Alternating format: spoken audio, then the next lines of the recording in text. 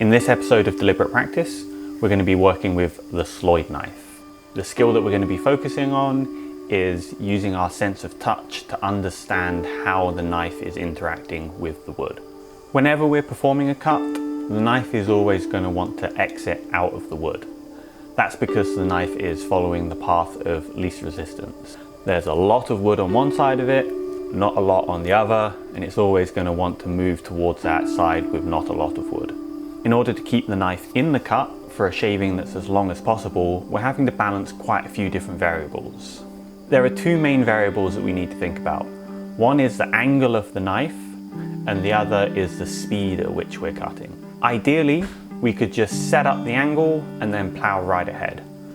But unfortunately, due to our weak and fragile human forms, we're not really able to do that. The knife is always going to want to change direction. We're not able to hold it exactly how we want.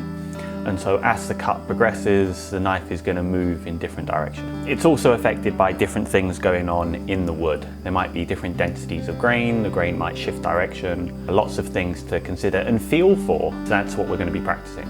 As we perform a cut, if we perform it really quickly, there's less opportunity for the knife to deviate. Unfortunately, if we haven't got the angle exactly right, or if it does deviate because of something going on in the wood, because we're moving quickly, we don't have as much time to react to that change and put the knife back on course. If we move very slowly through a cut, the knife has more opportunity to deviate, but we can also balance that with more time to react and put the knife back on course. If the knife starts to deviate from the direction that we want the cut to go, quite often we're going to feel it before we see it. If the cut is starting to go too deep, the resistance is going to increase. If the knife is exiting out of the wood, the resistance is going to start to decrease. Performing cuts very slowly and feeling for those changes in resistance is what we're going to practice and what we're going to try and develop in order to create shavings that are as long as possible. So I've got a bunch of offcuts lying around, and to give myself something to work towards, my aim is just to shave these down until they're all square. Because the focus of this deliberate practice is to feel for the interaction between the knife and the wood, I'm going to try and rely on my sight as little as possible. I was tempted to do this video blindfolded, but I wouldn't know where the camera is. I'm going to really take my time setting up the cut, making sure that if the knife does slip, it's not going to end up in anything squishy.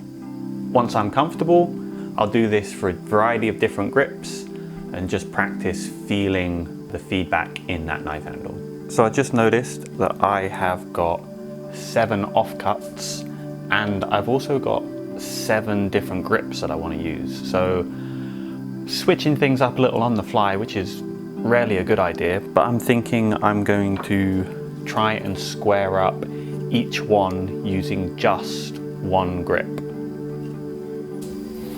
Make sure I'm in a safe and comfortable position.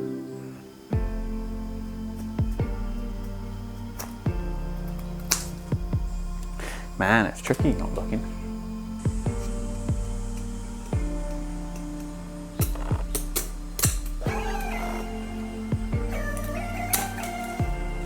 Too deep.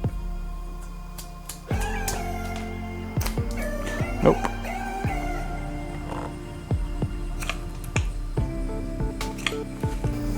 Went too fast on that one.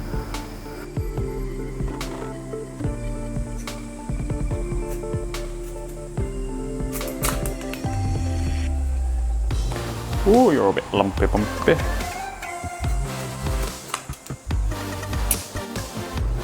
It's interesting because this is like such a powerful cut. You've got to grip the knife quite tightly, and because of that you lose a little bit of the kind of finer feedback.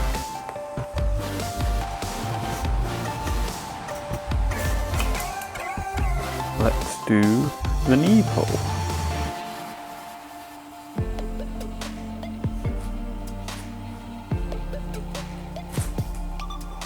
Too fast. It's real lumpy.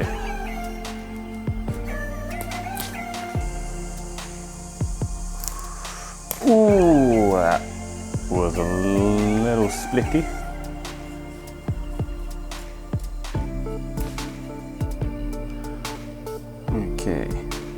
Don't use this grip very often. Why we practice.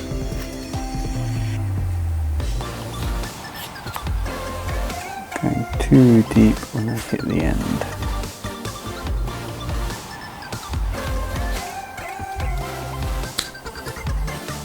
Lighter cuts.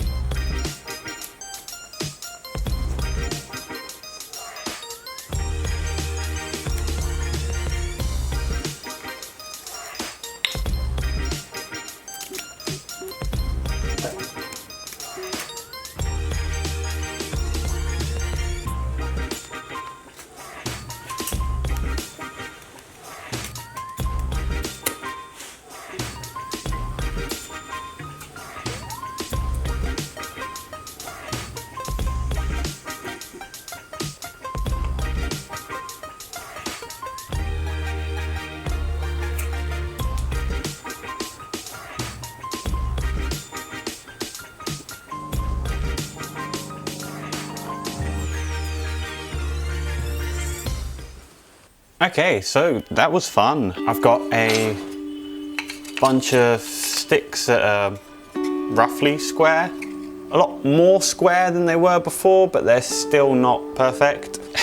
Some better than others. It was really interesting. I don't feel like I've quite got the vocabulary to properly explain everything that I was going through, listening to what the feedback from the knife was giving me. One big takeaway, I found that if I wasn't looking at the cut, I found it hard to start it. Once the knife was in there, then it was a little easier for me to continue it. It was a good exercise to try and make a rough off-cut square.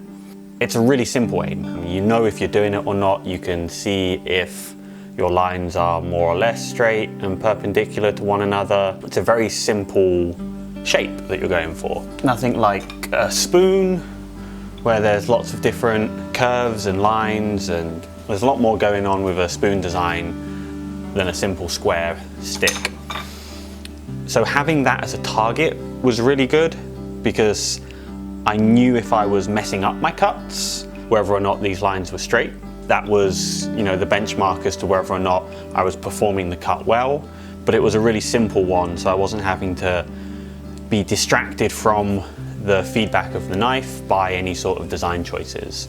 So just making square sticks, that really allowed me to focus on feeling the feedback from each cut. One big surprise was that last minute decision to use just one kind of grip on each of these sticks. That was a really interesting exercise, partly because it sucked. We have all these different grips that we perform because some are better suited in different areas than others. So some of these grips are really powerful, some of them aren't, but they're very precise. Being forced to stick with just one grip to finish off an item was an interesting exercise in understanding the limitations of each of these grips.